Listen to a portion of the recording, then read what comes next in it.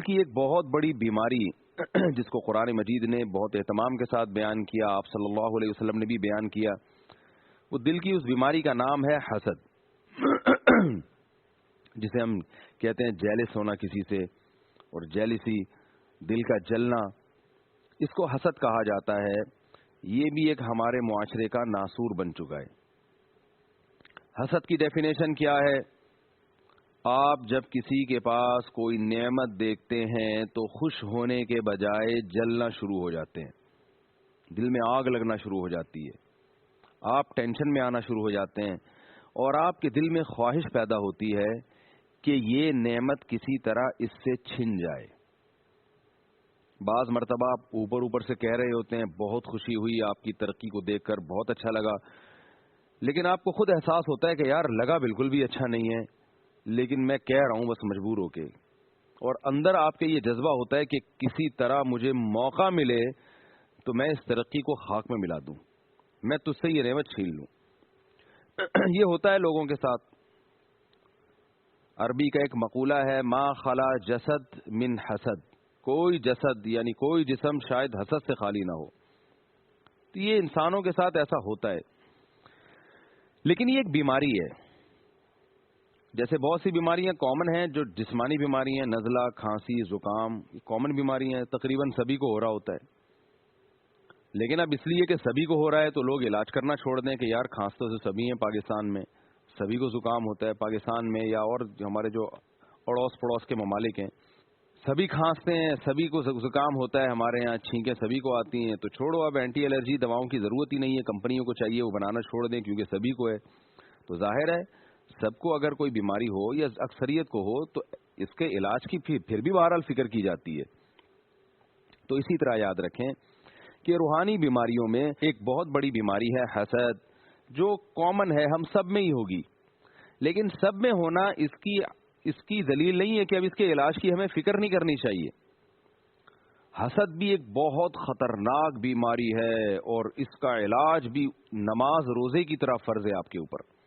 پہلے تو میں یہ بتاؤں یہ کیا کیا جرائم انسان سے کرا دیتی ہے، کتنی خطرناک بیماری ہے۔ یہ حسد ہے جس نے سب سے پہلے انسان کو قتل پہ مجبور کیا۔ آدم علیہ السلام کے دو بیٹے قابیل اور حابیل کا نکاح ایک خوبصورت ترین لڑکی سے ہونے والا تھا۔ قابیل کا جس سے نکاح ہونے والا تھا وہ اتنی خوبصورت نہیں تھی۔ قابیل نے حابیل سے حسد کر کے جیلسی میں اپنے سگے بھائی کو قتل کر ڈالا۔ دنیا میں سب سے پہلا جرم، یعنی زمین پہ آدم علیہ السلام کے آنے کے بعد بھی سب سے پہلا جرم حسد کی وجہ سے ہوا، اور ایک عورت کے فتنے کی وجہ سے ہوا۔ اور اس دنیا کو بننے سے پہلے جب آدم علیہ السلام کو بنایا جا رہا تھا، اس وقت جو شیطان نے اللہ کی نافرمانی کی وہ بھی حسد کی وجہ سے۔ اللہ نے جب آدم علیہ السلام کو بنایا مٹی سے، تمام فرشتوں کو حکم دیا اور جنات کو حکم دیا، سب نے سجدہ کیا، شیطان نے سجدہ نہیں کیا۔ خلقتنی من نار وخلقتہ من طین، تو نے اسے آگ سے اور مجھے آگ سے اور اسے مٹی سے بنایا۔ تو تکبر تھا، تکبر کی وجہ سے اس نے انکار کر دیا، میں سجدہ نہیں کروں گا۔ اللہ نے اسے اپنے دربار سے نکالا۔ شیطان کو چاہیے تھا کہ اللہ کے سامنے گڑ گڑاتا، توبہ کرتا، لیکن شیطان حسد کا شکار ہو گیا۔ شیطان نے یہ نہیں کہا کہ اے اللہ تو مجھ سے ناراض ہوا، تیرے مجھ پر احسانات ہیں، تو نے مجھے پیدا کیا، بے شک آگ سے بنایا، اچھی چیز سے بنایا، لیکن بہرحال بنایا تو نے، تو میں تیرے سامنے گڑ گڑا کے توبہ کرتا ہوں۔ نہ نہ نہ نہ، شیطان نے کہا کہ یہ آدم ہے جس کی وجہ سے میرا یہ حشر کیا جا رہا ہے۔ جب تک یہ آدم دنیا میں نہیں تھا تو میرا اللہ سے بہت اچھا تعلق تھا، کوئی ایسا اللہ نے مجھے نہ اپنے دربار سے نکالا اور نہ اللہ تعالیٰ نے اپنی رحمت سے مجھے دور کیا۔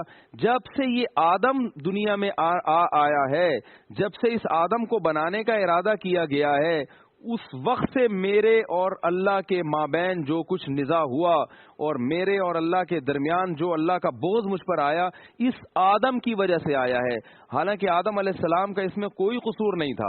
آدم تو جب مٹی کے پتلے بنے اور اللہ نے ان میں جان ڈالی تو آدم علیہ السلام سے پوچھ کے تو نہیں اللہ نے کہا کہ فرشتوں کو کہا کہ مجھے سجدہ کرو۔ تو حسد کرنے والا یہ نہیں دیکھتا کہ اس سامنے والے کا اس میں کوئی قصور بھی ہے یا نہیں ہے، بس وہ سامنے والے کی ترقی کو دیکھ کر جل رہا ہوتا ہے۔ تو شیطان نے کہا اس آدم کی وجہ سے مجھے جنت سے نکالا گیا اور اس آدم کو مجھ پہ ترجیح دی جا رہی ہے، لہذا اس کے دل میں جیلسی ہوئی اور بجائے اس کے کہ جتنا اللہ نے جتنی نعمتیں دی تھی ان پہ شکر ادا کرتا اور کہتا بھائی جو مقام اللہ نے مجھے دیا میں اس کا بھی مستحق نہیں تھا، اگر اس کو مجھ سے زیادہ بڑھا دیا تو اللہ کی مرضی، میں اس پہ خوش ہوں۔ نا نا نا نا نا، شیطان جیلسی میں آیا ہے، حسد کرنے لگا اور کہنے لگا اس آدم کی وجہ سے تو نے مجھے نکالا، اے اللہ مجھے قیامت تک مہلت دے، میں اس آدم اور اس کی اولاد کو اب جنت میں جانے نہیں دوں گا۔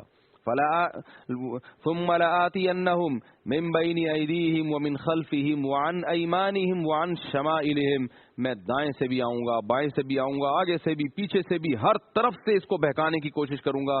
ولا تجد اکثرہم شاکرین، تو ان میں سے اکثر کو شکر گزار نہیں پائے گا۔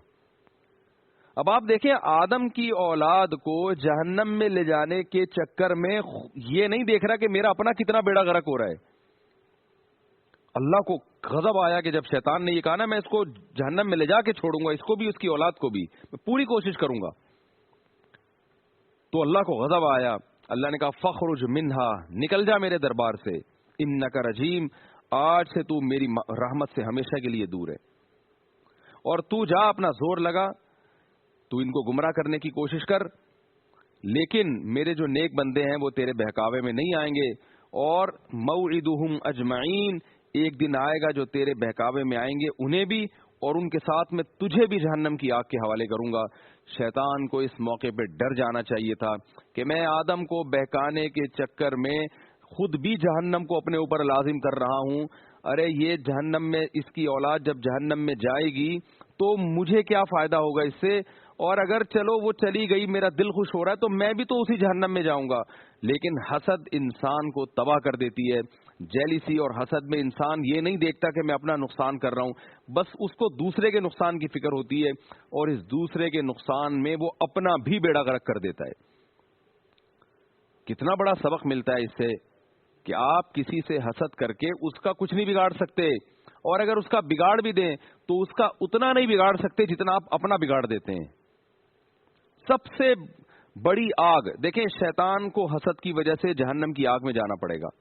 انسان جب حسد کرتا ہے جہنم کی آگ میں بعد میں جائے گا، دنیا کی آگ میں پہلے جلتا ہے۔ اسی وجہ سے حسد کو جلنا کہا جاتا ہے۔ کہتے ہیں کیوں جل رہے ہو بھائی؟ وہ ٹرکوں کے پیچھے لکھا ہوتا ہے کوئی جل گیا کسی نے دعا دی، وہ ٹرک والے بزبان حال بتا رہے ہوتے ہیں کہ ہمارے حسن و جمال کو دیکھ کر جو پیچھے آ رہا ہے نا، تو ہمارے حسن و جمال اور اس ٹرک کی شان بان کو دیکھ کر کوئی تو دعا دے گا کہ اللہ اس ٹرک کو اور ترقی دے، اور کوئی جل کے جو ہے نا وہ رکشا بن جائے گا، تو وہ اور سمٹ سمٹ کے بیچارہ چھوٹا ہو جائے گا۔ تو یہ جو بسوں کے پیچھے تحریریں ہوتی ہیں یہ بھی ایک بڑا زبردست ایک ادب ہوتا ہے، جو چلتا پھرتا اردو ادب ہے یہ، اور بڑی نصیحتیں ہوتی ہیں۔ میری عادت ہے تھوڑے بہت چٹکلے سنانے کی۔ ایک بس کے پیچھے اکثر آپ نے دیکھا ہوگا بسوں کے پیچھے لکھا ہوتا ہے کوئی ماں کی دعا جنت کی ہوا، تو ایک بس کے پیچھے ہم نے دیکھا لکھا ہوا تھا باپ کی دعا ٹریکٹر کا دھواں تو بہت ہنسی آئی ہمیں کہ کیا یعنی جو بھی ان کا کچھ بھی سمجھ میں آتا ہے نا وہ ٹرک اور رکشے کے پیچھے لکھ دیتے ہیں یہ لوگ۔ تو حسد کرنے والا کیا کرتا ہے؟ تبھی حسد کو کیا کہا جاتا ہے؟ جلن۔ تو آپ بتاؤ جب آپ جلو گے تو اپنا نقصان ہوگا کہ نہیں ہوگا؟ جلنے سے تو خون جلے گا آپ کا۔ تبھی جو حسد کرنے والے لوگ ہیں نا وہ بےچارے سمٹتے ہی رہتے ہیں، ڈپریشن کے مریض بن جاتے ہیں۔ فلاں کو یہ ہو گیا۔ ہمارے ایک دوست نے مجھے کہا کہ مفتی صاحب میں بڑا پریشان ہوں اس بات سے کہ میری ارننگ بڑھتی نہیں ہے، اور اس سے زیادہ پریشان مجھے یہ بات کرتی ہے کہ دوسروں کی بڑھ رہی ہے۔ یعنی ایک ٹینشن تو یہ کہ میری بڑھ نہیں رہی، چلو میری نہ بڑھ رہی ہو، سب اوروں کی بھی نہ بڑھ رہی ہو تو صبر آ جاتا ہے، یار چلو جیسے میں تھا ویسے ہی میرا فلاں دوست بھی ہے، لیکن میری بڑھ نہیں رہی اور دوسروں کی بڑھتی چلی جا رہی ہے، یہ چیز مجھے اور زیادہ ٹینشن میں مبتلا کرتی ہے۔ میں نے کہا میرے بھائی آپ بس اس کی فکر کریں کہ آپ کی بڑھ نہیں رہی ہے، اتنا کافی ہے۔ اس کی فکر نہ کریں کہ ساتھ والے کی کیوں بڑھ رہی ہے، اس پہ شکر ادا کریں کہ چلو میری نہیں بڑھ رہی تو میرے دوست کی ارننگ بڑھ گئی، اللہ نے اس کو ترقی دے دی، تو کیا ہو گیا بھائی؟ تو ہو سکتا ہے دوست کچھ آپ کا بھی خیال کر لے، تو دوست کی ترقی سے تو آپ کو فائدہ ہی ہوگا، فائدہ نہ بھی ہوا تو نقصان تو نہیں ہو رہا نا، اس کی وجہ سے آپ کی ارننگ کم تو نہیں ہو رہی۔ تو حسد کرنے والا بلا وجہ اپنے آپ کو جلا جلا کے ایک گھٹن میں رکھتا ہے اور بالآخر اسٹریس میں چلا جاتا ہے، ڈپریشن میں چلا جاتا ہے۔ تو شیطان کے واقعے میں اللہ نے ہمیں بتا دیا کہ حسد کتنی بری چیز ہے، اور اللہ نے یہ بھی بتا دیا کہ یہ آگ ہے جس میں انسان کو جلنا ہوگا، آخرت کی آگ الگ ہے اور دنیا کی آگ میں بھی انسان جلتا رہتا ہے۔ اور حسد چونکہ بہت خطرناک چیز ہے، اس لیے حاسدین سے پناہ مانگنے کا بھی اللہ نے قرآن میں حکم دیا، وَمِن شَرِّ حَاسِدٍ إِذَا حَسَدَ، اے نبی آپ حسد کرنے والے کے شر سے پناہ مانگیے جب وہ حسد کرنے لگے، کیونکہ آپ کی ترقی کو دیکھ کر آپ کے مخالفین بہت جلیں گے، اور جب کوئی انسان جلتا ہے اور کسی کی ترقی پہ ناخوش ہوتا ہے تو وہ لاشعوری طور پر اس کو نیچے گرانے کی کوشش کرتا ہے۔ اسی وجہ سے علماء کہتے ہیں کہ اپنی نعمت ہر ایک کے سامنے بیان نہیں کرنی چاہیے، کیا پتا وہ آپ کی ترقی کا سن کے خوش ہونے کے بجائے پریشان ہو رہا ہو، اوپر اوپر سے خوشی کا اظہار کر رہا ہو لیکن اندر اندر سے پریشان ہو رہا ہو، اور اس پریشانی کی وجہ سے وہ آپ کو نقصان پہنچانے کی کوشش بھی کر سکتا ہے۔ اس لیے آپ اپنی ترقی، اپنی نعمت، اپنی دولت صرف اسی کے سامنے بیان کریں جس کے بارے میں آپ کو 100% اطمینان ہو کہ یہ میری ترقی دیکھ کر خوش ہوگا، اس کے دل میں نیگیٹو اور منفی جذبات پیدا نہیں ہوں گے۔ اللہ نے ہمیں کچھ ایسے رشتے دیے ہیں جن کے بارے میں ہم یقین سے کہہ سکتے ہیں کہ یہ ہم سے حسد نہیں کرتے۔ ان میں سب سے پہلا رشتہ والدین کا ہے۔ کسی نے کیا خوب کہا کہ انسان کو 3 قسم کے رشتے ملتے ہیں، ایک دوستوں کا، ایک بھائی کا اور ایک باپ کا۔ مردوں میں جو رشتے ملتے ہیں نا وہ 3 ہیں، دوست، باپ اور بھائی۔ انہوں نے کہا دوستوں کی خواہش یہ ہوتی ہے کہ آپ اس سے نیچے رہیں، بے شک آپ ترقی کریں، دوست چاہتا ہے کہ دوست ترقی کرے لیکن مجھ سے کم میرے برابر بھی نہ آئے۔ تو دوست کی، اکثر دوستوں کی، سب کی بات نہیں ہو رہی لیکن عموماً یہ خواہش ہوتی ہے کہ سامنے والا میرا جو دوست ہے وہ ترقی کرے، وہ آپ کی ترقی کی کوشش بھی کرے گا لیکن وہ کبھی نہیں چاہے گا کہ یہ میرے برابر آ جائے، وہ چاہے گا یہ میرے سے تھوڑا سا نیچے رہے۔ بھائی کے دل میں اللہ نے یہ جذبہ رکھا ہے، بھائی چاہتا ہے کہ میرا بھائی ترقی کرے لیکن، اور وہ یہ چاہتا ہے یہ میرے برابر آ جائے لیکن مجھ سے آگے نکل جائے، یہ اس کی خواہش نہیں ہوتی۔ یہاں بھائیوں میں بھی حسد پیدا ہونا شروع ہو جاتی ہے۔ لیکن باپ کا رشتہ اللہ نے ایسا بنایا ہے کہ وہ یہ چاہتا ہے کہ میں جس ترقی تک پہنچا ہوں، جس اسٹیج تک پہنچا ہوں، میری اولاد مجھ سے بھی آگے نکل جائے۔ تو اس لیے علماء کہتے ہیں ماں باپ کا رشتہ ایسا ہے کہ آپ ان کو اپنی ترقی کا بتائیں، ان کا دل باغ باغ ہو جائے گا، وہ خوش ہوں گے اور آپ کو دعائیں دیں گے اور آپ سے جو ہے وہ خوش ہوں گے۔ بھائی کو اتنا بتائیں جتنا بھائی خود ہے، اس سے آگے نکلنے کی کوشش نہ کریں۔ یوسف علیہ السلام کو بہت اچھا خواب آیا کہ مجھے ستارے سجدہ کر رہے ہیں، چاند سورج، تو یوسف علیہ السلام کے والد نے کہا لا تقصص رؤیاک علی اخوتک، کہ اے میرے بیٹے، اے یوسف، یہ خواب اپنے بھائیوں کو مت سنانا، اتنا اچھا خواب ہے، ان کے دل میں حسد اور جیلسی کے جذبات نہ پیدا ہوں کہ ہمارے اس بھائی کو تو بڑے پیارے پیارے خواب آ رہے ہیں، ویسے ہی ابا کا لاڈلا ہے، اب خواب میں بھی خوشخبریاں شروع ہو گئیں تو وہ کہیں حسد کرنا نہ شروع کر دیں۔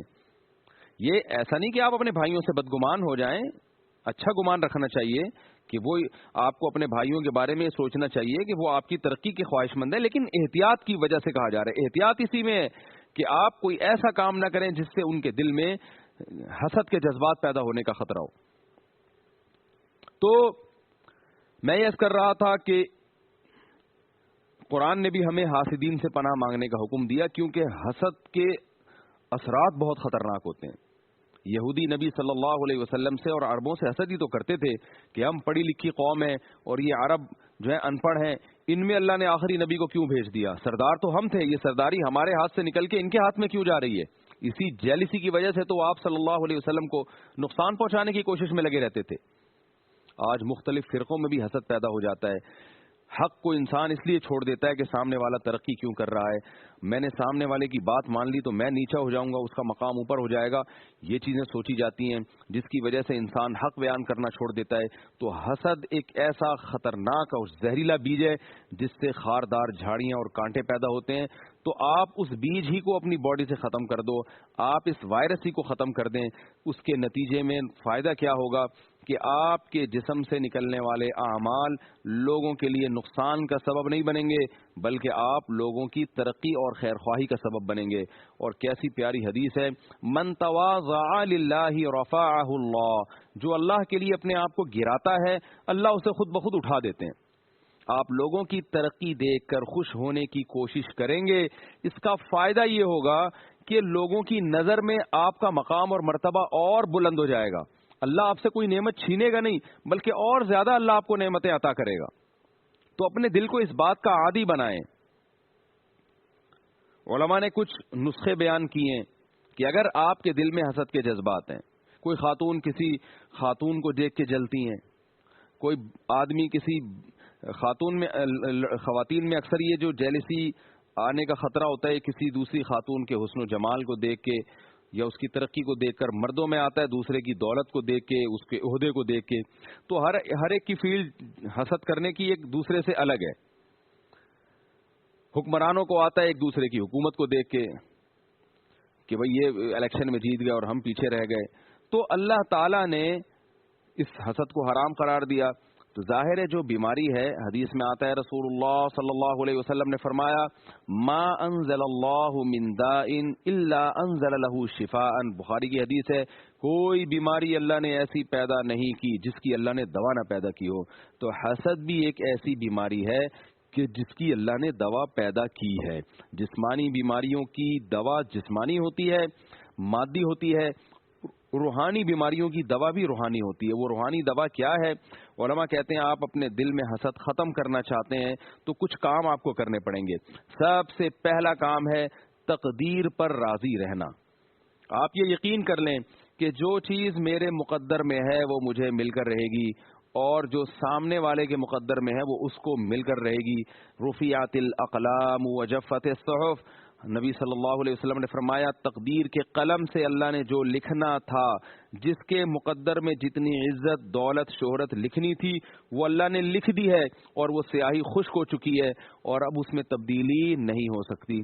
تو جو کام ہو کے رہنا ہے تو آپ اس میں جب چینجنگ نہیں کر سکتے تو عقل مندی کا تقاضا ہے کہ جو کام ہونا ہے اور ہو کے رہنا ہے اس پہ انسان راضی ہو جائے, اس پہ واویلا نہ مچائے, اس پر پریشان ہونے کی کوشش نہ کرے. آپ محنت کر رہے ہیں, آپ کو پھل نہیں مل رہا, سامنے والا محنت نہیں کرتا اور پھل وہ کھانا شروع کر دیتا ہے, اس سے فائدہ ہوتا ہے, تو آپ اللہ کی تقدیر کا حصہ سمجھ کے راضی رہیں. تو پہلا اسٹیپ تو یہ ہے تقدیر پر ایمان, کہ جو چیز اپنے اختیار میں نہیں ہے اس پہ پریشان ہو کے کیا فائدہ کیا ہوگا, اس میں ٹائم ویسٹنگ ہے آپ اگر پریشان ہوتے ہیں. دوسرا کام کیا کرنا ہے, آخرت کا سوچنا ہے کہ سامنے والے کو جو ترقی ملی ہے یہ ہمیشہ کے لیے نہیں ہے, یہ وقتی ہے. اس کا حسن و جمال عارضی ہے, بڑھاپا آئے گا یہ حسن ختم ہو جائے گا, موت آئے گی یہ دولت ختم ہو جائے گی. جب قارون کو اللہ نے بہت دولت دی تو اس زمانے کے مالدار قارون کو دیکھ کر یقیناً حسد کیا کرتے ہوں گے, لیکن جب قارون دنیا سے چلا گیا تو وہ حسد خود بخود ختم ہو گئی. تو آپ نے یہ بھی سوچنا ہے کہ میرے حریف کو, میرے مقابل کو جو عزت شہرت ملی یہ ہمیشہ کے لیے نہیں ہے, یہ وقتی ہے. دنیا کی کوئی نعمت انسان کے ساتھ ہمیشہ نہیں رہتی, تو ختم ہونے والی چیز, فنا ہونے والی چیز پہ کیا مرے انسان. ٹھیک ہے یار تمہیں مل گئی کوئی بات نہیں. اس کی مثال ایسے ہے جیسے آپ سفر کر رہے ہیں بس میں, آپ ایک سیٹ خالی ہوئی, آپ کا دوست اس سیٹ پہ پہلے جا کے بیٹھ گیا, آپ کو کھڑے ہو کے سفر کرنا پڑ رہا ہے. اب آپ حسد کا شکار ہونے, یار یہ بیٹھ گیا اور میں کھڑا ہوا ہوں, تو کیا فائدہ اس ٹینشن کا. آپ کیا سوچیں, بھائی یہ ہمیشہ کے لیے تھوڑی بیٹھا ہے, آگے جب ہمارا مقام آئے گا, منزل آئے گی تو یہ اتر جائے گا, میں بھی اتر جاؤں گا, پھر میں اپنے گھر میں, یہ اپنے گھر میں. تو منزل کی فکر کرنی چاہیے. اگر منزل اچھی ہے آپ جب اتریں گے وہاں آپ کا گھر اچھا ہے، آپ کو اچھی گاڑی آئی ہوئی ہے لینے کے لیے، اور یہ بیچارے کے پاس رکشے کے پیسے بھی نہیں ہیں، یہ پیدل جائے گا، تو پھر اس بیٹھنے سے کیا فائدہ جو تھوڑی دیر کے لیے بس میں اس کو سیٹ مل گئی. تو مستقبل اور منزل کا سوچ کے انسان خوش ہوتا ہے. وقتی شہرت اور وقتی عزت یہ اس کی کوئی حیثیت نہیں ہے. تو اللہ نے قرآن مجید میں اسی وجہ سے قارون کا تذکرہ کیا کہ جب قارون کو دیکھ کے لوگ کہنے لگے یا لیت لنا مثل ما اوتی قارون، ہائے ہمارے پاس بھی اس جیسی دولت ہوتی، تو اہل علم کیا کہنے لگے ویلکم ثواب اللہ خیر لمن آمن وعمل صالحا، تم تباہ ہو جاؤ، آخرت میں جو اللہ نیک لوگوں کو بدلہ دے گا وہ اس سے کروڑہا گنا زیادہ ہے. اس لیے جب کسی کو دنیا کی نعمت ملی ہے، آپ یہ کہیں اگر میں نے عمل کو اچھا کیا تو آخرت میں اللہ مجھے اس سے زیادہ نوازے گا، اور اس کی یہ وقتی عزت اور وقتی دولت یہ ختم ہو جائے گی. تو عمل کو فوکس کرنا چاہیے، کیونکہ آخرت میں اگر اس نے عمل میں بھی مجھ سے آگے نکل گیا اور میں نہ دنیا میں آگے نکل سکا نہ آخرت میں، اس وقت کتنی حسرت اور کتنا افسوس ہوگا. تو منزل کا سوچ کے اور دنیا کے مسافر خانہ ہونے کا تصور کر کے بھی انسان اپنے دل سے حسد کی آگ کو ختم کر سکتا ہے. اور تیسرا کام کیا کرنا ہے، جس کے خلاف دل میں منفی جذبات پیدا ہوئے ہیں اس کی تعریف کرنی چاہیے، اس کے منہ پہ بھی، کہ اللہ نے آپ کو یہ دولت دی، یہ شہرت دی، چاہے آپ کا دل نہ بھی چاہ رہا ہو، لیکن آپ تعریف کریں، آپ کہیں کہ مجھے الحمدللہ خوشی ہو رہی ہے اور میں چاہتا ہوں کہ اللہ آپ کو اور ترقی دے. علماء کہتے ہیں جب آپ علاج کی نیت سے یہ الفاظ ریپیٹ کریں گے تو آہستہ آہستہ یہ الفاظ اینٹی بایوٹک کا کام کر کے آپ کے دل سے اس جلن کے جذبات کو آہستہ آہستہ ختم کر دیں گے. اور چوتھا کام جو ہے تو مشکل، لیکن یہ بہت جلدی آپ کی جو ہے نا آپ کے دل سے حسد کی آگ کو ختم کرے گا، کہ جب آپ کسی کی ترقی کو دیکھیں اور آپ کے دل میں جیلسی ہو تو آپ اس کے لیے دعا کریں، اے اللہ تو اسے اور ترقی عطا فرما. دل تو چاہ رہا ہوگا کہ یوں دعا کریں اللہ اس کو تباہ کر دے، اس کمبخت نے میرا جینا حرام کر دیا، میں وہیں کا وہیں کھڑا ہوں اور میں اتنا کچھ کر رہا ہوں اور مجھے کچھ نہیں ملتا، اور یہ آیا ہے جمعہ 8 دن نہیں ہوئے اسے دفتر میں آئے ہوئے اور جناب اس کو بونس بھی ملنا شروع ہو گئے اور دفتر میں اس کی عزت بھی ہونا شروع ہو گئی. تو اے اللہ میرا یعنی دل تو چاہ رہا ہوگا کہ یہ تباہ ہو جائے، اسے کسی طرح بلڈنگ سے گرا دوں، میں پہاڑ سے دھکا دے کے مار دوں، لیکن اپنی چاہت کے خلاف آپ اس کے لیے دعا کریں، اے اللہ تو نے اس کو ترقی عطا فرمائی ہے، میری دعا ہے کہ تو اس کو اور ترقی عطا فرما. جب آپ اللہ کو خوش کرنے کے لیے یہ دعا کریں گے کہ اے اللہ میں حسد نہیں کرنا چاہتا، میں چاہتا ہوں اور ترقی ہو جائے، تو اس سے آپ کے دل میں حسد کے جذبات ختم ہونا شروع ہوں گے اور آپ لوگوں کے لیے دعائیں کرنا سیکھیں گے. یہ اینٹی بایوٹک کا کام کرے گی یہ دعا، کہ آپ کی خواہشات کے جب آپ کسی چیز کے اگینسٹ چلنا شروع ہوتے ہیں تو ریزسٹنٹ پاور بڑھتی ہے، پھر آپ کے اندر آپ میں دفاع کی قوت بڑھتی ہے. آپ کا دل چاہ رہا ہے بد دعا کرنے کا، لیکن آپ دعا کرنا شروع کریں گے تو آپ کے دل سے آہستہ آہستہ یہ حسد کے جراثیم اس اینٹی بایوٹک کی وجہ سے ختم ہونا شروع ہو جائیں گے. اللہ سے دعا ہے کہ اللہ ہمارے دلوں کو پاک صاف بنائے، ایک دوسرے سے محبت اور خیر خواہی کا جذبہ پیدا فرمائے، اور حسد کی آگ سے ہمارے دلوں کو اللہ پاک اور صاف فرمائے. وما علینا الا البلاغ.